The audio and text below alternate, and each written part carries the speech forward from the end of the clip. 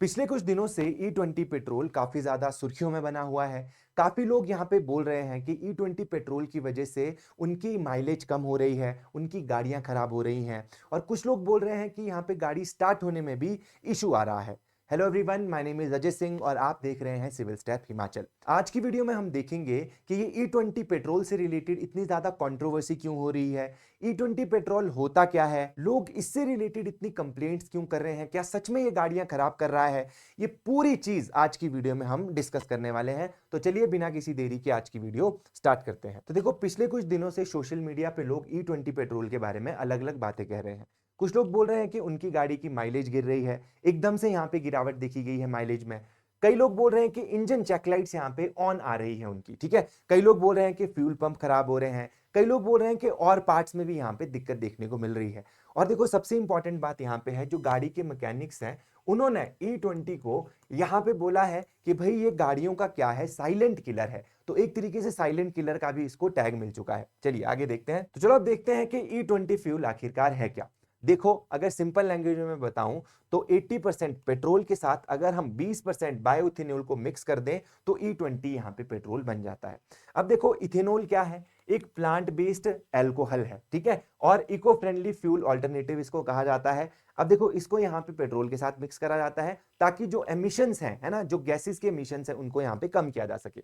Agriculture origin इसका है। ये देखो, शुगर केन, मेज और डैमेज फूड ग्रेन से यहाँ पे बनाया जाता है। और देखो, सिर्फ इंडिया में ही इसको यूज नहीं किया जा रहा, पूरे वर्ल्ड में इसको यूज किया जा रहा है। जैसे कि ब्राजील देखो, यहाँ पे 40% तक इसको ब्लेंड करता है। इसके बाद यूएस से 10% से लेकर 15% तक इसको यूज करता है, यहाँ तक कि यूरोप में भी ये यूज होता है।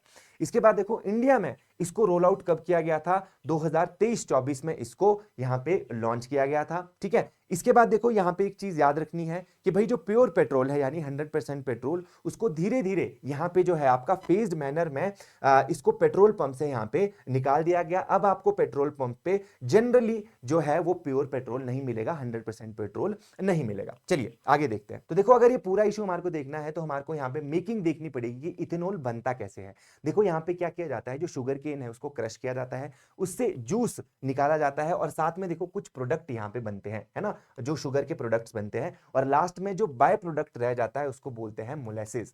ये एक देखो ब्लैक कलर का स्टिकी सब्सटेंस होता है और यही जो होता है आपका, वो यहाँ पे रॉ मटेरियल होता है इथेनॉल बनाने का। अब देखो, मोलेसिस और वाटर को यहां पे मिक्स कर दिया जाता है, साथ में इसमें देखो यीस्ट मिलाई जाती है ताकि यहां पे फर्मेंटेशन का प्रोसेस स्टार्ट हो सके, ठीक है। अब देखो, सिंपल लैंग्वेज में यहां पे क्या करती है यीस्ट? यीस्ट देखो शुगर को खाती है और यहां पे इथेनॉल और कार्बन डाइऑक्साइड बनाती है।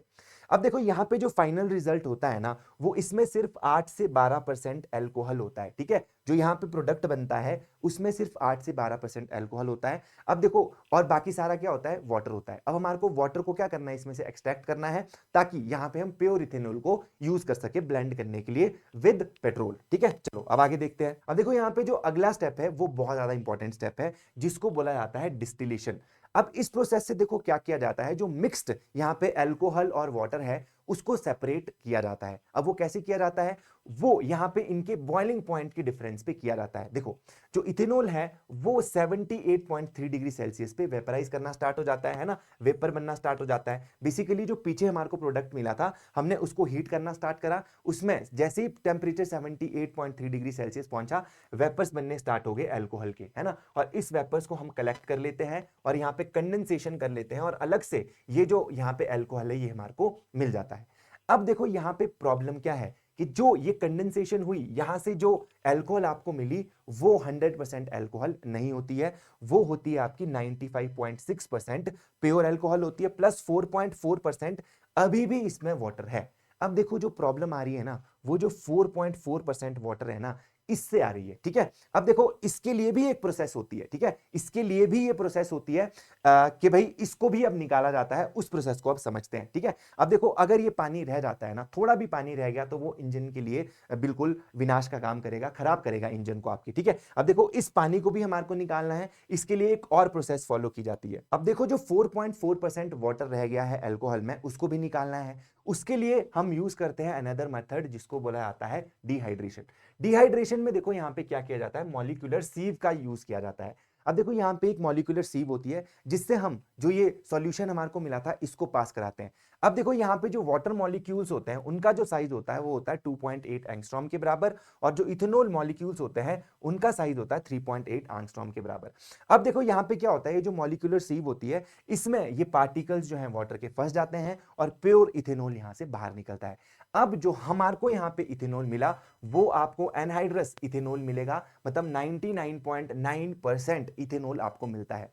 अब देखो यहाँ पे आपको लग रहा होगा कि भाई 99.9% इथेनॉल तो मिल गया, अब यहाँ पे प्रॉब्लम क्या है? देखो प्रॉब्लम यहाँ पे ये है कि ये सारे प्रोसेस होते हैं आपके जो आपका भारत पेट्रोलियम, इंडियन ऑयल है ना, इनके यहाँ पे प्लांट्स होते हैं इनमें।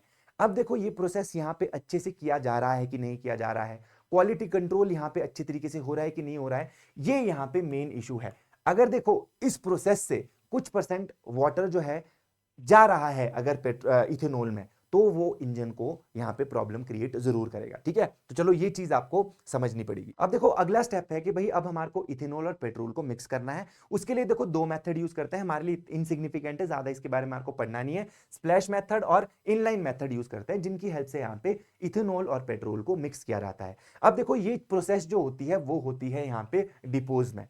अब यहाँ पे देखने की बात यह है कि भाई इसको अच्छे से मिक्स किया जा रहा है कि नहीं किया जा रहा।